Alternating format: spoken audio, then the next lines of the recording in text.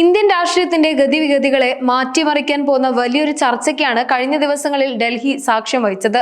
വർഷങ്ങളായി കോൺഗ്രസിൽ നിന്ന് അകന്നു നിന്ന തൃണമൂൽ കോൺഗ്രസും നാഷണലിസ്റ്റ് കോൺഗ്രസ് പാർട്ടിയും മാതൃസംഘടനയിലേക്ക് മടങ്ങിവരുന്നു എന്ന വാർത്തകൾ ദേശീയ തലത്തിൽ വലിയ ചർച്ചകൾക്കാണ് തിരികൊളുത്തിയിരിക്കുന്നത്. 2026 നിലവിലെ രാഷ്ട്രീയ സാഹചര്യത്തിൽ ഭരണപക്ഷമായ BJPക്ക് വെല്ലുവിളി ഉയർത്താൻ പ്രതിപക്ഷം നടത്തുന്ന മഹാലയനം എന്ന ആശയത്തിന് പിന്നിലെ സത്യാവസ്ഥകളും സാധ്യതകളും ഇവിടെ പരിശോധിക്കാം. ഇന്ത്യൻ രാഷ്ട്രീയത്തിന്റെ ഗതിവിഗതികളെ തന്നെ മാറ്റിമറിക്കാൻ പോകുന്ന തരത്തിലുള്ള വലിയൊരു ചർച്ചയ്ക്കാണ് കഴിഞ്ഞ ദിവസങ്ങളിൽ ദേശീയ തലസ്ഥാനമായ ഡൽഹി സാക്ഷ്യം വഹിച്ചത്. കോൺഗ്രസ് അധ്യക്ഷ സോണിയാഗാന്ധിയുമായി തൃണമൂൽ കോൺഗ്രസ് നേതാവും പശ്ചിമ ബംഗാൾ മുഖ്യമന്ത്രിയുമായ മമതാ ബാനർജി നടത്തിയ നിർണായകമായ കൂടിക്കാഴ്ചയ്ക്ക് പിന്നാലെയാണ് തൃണമൂൽ കോൺഗ്രസ് മാതൃസംഘടനയായ കോൺഗ്രസിൽ ലയിക്കാൻ പോകുന്നു എന്ന റിപ്പോർട്ടുകൾ മുഖ്യധാര മാധ്യമങ്ങളിൽ വൻതോതിൽ പ്രചരിക്കാൻ തുടങ്ങിയത്.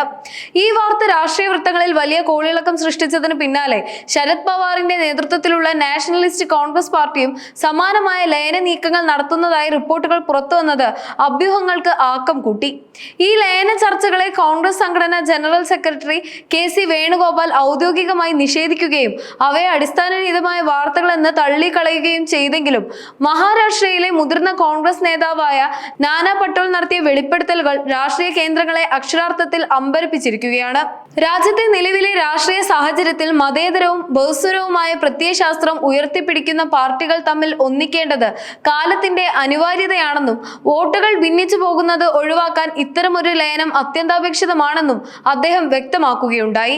നാനാ പട്ടോളിന്റെ ഈ പരാമർശങ്ങൾ തള്ളിക്കളയപ്പെട്ട വാർത്തകൾക്ക് വലിയൊരു രാഷ്ട്രീയ മാനവും വിശ്വാസ്യതയും നൽകിക്കൊണ്ട് പ്രതിപക്ഷ നിരയിലെ ചർച്ചകളെ കൂടുതൽ സജീവമാക്കിയിരിക്കുകയാണ്. 2026 ഇന്ത്യൻ രാഷ്ട്രീയത്തിലെ ഏറ്റവും നിർണായകമായ ഘടകങ്ങളിൽ ഒന്നാണ് ശരത് പവാറിന്റെ നീക്കങ്ങൾ.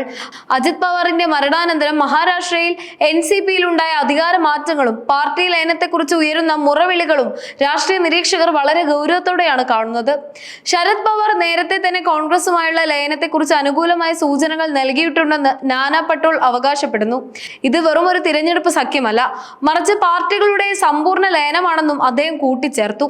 അതേസമയം NCP SP നേതാവ് സുപ്രിയ സുലെ മഴ പെയ്യട്ടെ അപ്പോൾ തീരുമാനിക്കാം കുട വേണോ റെയിൻകോട്ട് വേണോ എന്ന് പ്രതികരിച്ചത് രാഷ്ട്രീയ വൃത്തങ്ങളിൽ വലിയ അർത്ഥതലങ്ങളുള്ള ഒരു മറുപടിയായി വ്യാഖ്യാനിക്കപ്പെടുന്നു. പശ്ചിമ ബംഗാളിന്റെ രാഷ്ട്രീയ മണ്ണിൽ തൃണമൂൽ കോൺഗ്രസ് ഇന്ന് അസാധാരണമായ ഒരു പ്രതിസന്ധിയെയാണ് അഭിമുഖീകരിച്ചു കൊണ്ടിരിക്കുന്നത്. പാർട്ടിക്ക് ഉള്ളിൽ നിന്ന് തന്നെ ഉയരുന്ന വിമത സ്വരങ്ങളും പാർലമെന്ററി തലത്തിൽ MP-മാർക്കിടയിൽ രൂപപ്പെട്ടുകൊണ്ടിരിക്കുന്ന രൂക്ഷമായ അഭിപ്രായ വ്യത്യാസങ്ങളും മമതാ ബാനർജിയെ രാഷ്ട്രീയമായി വലിയൊരു പ്രതിരോധത്തിലാക്കിയിരിക്കുകയാണ്. താൻ ദീർഘകാലമായി വളർത്തിക്കൊണ്ടുവന്ന പാർട്ടിയിൽ വിള്ളലുകൾ വീഴുന്നത് മമതയുടെ നേതൃപാടവത്തെയും ചോദ്യം ചെയ്യുന്നുണ്ട്. ഈ ഒരു സാഹചര്യത്തിൽ കോൺഗ്രസുമായി ഒന്നിച്ചു നീങ്ങുന്നത് തനിക്ക് കൂടുതൽ രാഷ്ട്രീയ സുരക്ഷിതത്വവും ദേശീയ തലത്തിൽ നിർണായകമായൊരു പദവിയും നൽകുമെന്ന കണക്കുകൂട്ടലിലാണോ മമത എന്ന ചോദ്യം ഇപ്പോൾ രാഷ്ട്രീയ കേന്ദ്രങ്ങളിൽ വളരെ ഗൗരവമായി ഉയരുന്നുണ്ട്.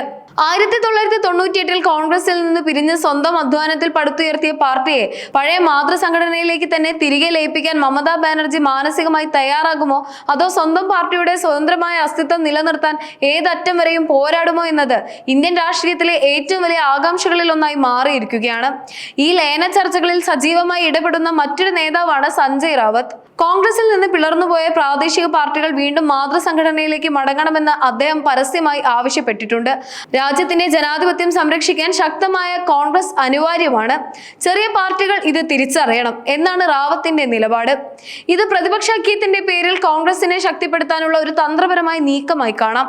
കോൺഗ്രസും വിവിധ പ്രാദേശിക പാർട്ടികളും തമ്മിലുള്ള ലയനം വോട്ടുകൾ ഭിന്നിച്ചു പോകുന്നത് തടയാനും വരാനിരിക്കുന്ന തിരഞ്ഞെടുപ്പുകളിൽ BJPക്കെതിരെ ശക്തമായ ഒരു ഏകീകൃത മുന്നണിയെ സൃഷ്ടിക്കാനും സഹായിക്കുമെന്നതിൽ തർക്കമില്ല.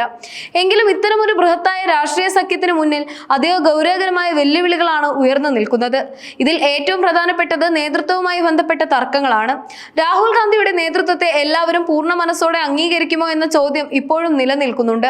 ഈ പ്രശ്നം പരിഹരിക്കാൻ രാജസ്ഥാൻ മുൻ മുഖ്യമന്ത്രി അശോക് ഗെഹ്ലോട്ട് ഇതിനകം തന്നെ രംഗത്തിറങ്ങുകയും എല്ലാ പ്രാദേശിക നേതാക്കളോടും രാഹുൽ ഗാന്ധിയെ ഏകകണ്ഠമായി നേതാവായി അംഗീകരിക്കണമെന്ന് അഭ്യർത്ഥിക്കുകയും ചെയ്തിട്ടുണ്ട്. ഇതിനു പുറമെ അതത് സംസ്ഥാനങ്ങളിലെ പ്രാദേശിക പ്രാദേശിക കോൺഗ്രസ് ഘടകങ്ങളുടെ മനോഭാവവും ലയനത്തിന്റെ വിജയത്തിൽ നിർണായകമാണ്.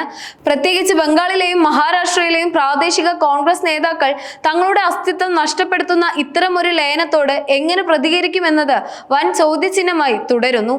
ഏറ്റവും പ്രധാനമായി പതിറ്റാണ്ടുകളായി പരസ്പരം പോരടിക്കുകയും കടുത്ത രാഷ്ട്രീയ ശത്രുത പുലർത്തുകയും ചെയ്ത പാർട്ടികളാണ് ഇപ്പോൾ ലയന ചർച്ചയ്ക്കായി മേശയ്ക്ക് ചുറ്റുമിരിക്കുന്നത്. ഇന്ത്യൻ രാഷ്ട്രീയത്തിലെ ഈ ലയന വാർത്തകൾ കേവലം കിംവദന്തികൾ മാത്രമാണോ അതോ വരാനിരിക്കുന്ന വലിയ മാറ്റങ്ങളുടെ തുടക്കമാണോ എന്ന് കണ്ടറിയാം. KC വേണുഗോപാൽ അടക്കമുള്ള ദേശീയ നേതാക്കൾ വാർത്തകളെ തള്ളിക്കളയുന്നുണ്ടെങ്കിലും പ്രതിപക്ഷ പാർട്ടികൾ തമ്മിലുള്ള കൂടിയാലോചനകൾ വരും നാളുകളിൽ കൂടുതൽ ശക്തമാകുമെന്ന് തന്നെയാണ് രാഷ്ട്രീയ നിരീക്ഷകർ കരുതുന്നത്. 2029 ലോക്സഭാ തിരഞ്ഞെടുപ്പിലേക്ക് ഇന്ത്യ നീങ്ങുമ്പോൾ BJPയുടെ കുതിപ്പിനെ തടയാൻ പ്രതിപക്ഷത്തിന് കൈവരിക്കാൻ കഴിയുന്ന ഏറ്റവും വലിയ തന്ത്രം ഈ ലയനം തന്നെയായിരിക്കും. മമതയും പവാറും പോലുള്ള കരുത്തരായ നേതാക്കൾ കോൺഗ്രസിനൊപ്പം ചേർന്നാൽ അത് ഇന്ത്യൻ രാഷ്ട്രീയ ഭൂപടത്തെ തന്നെ പുനർനിർമ്മിക്കും.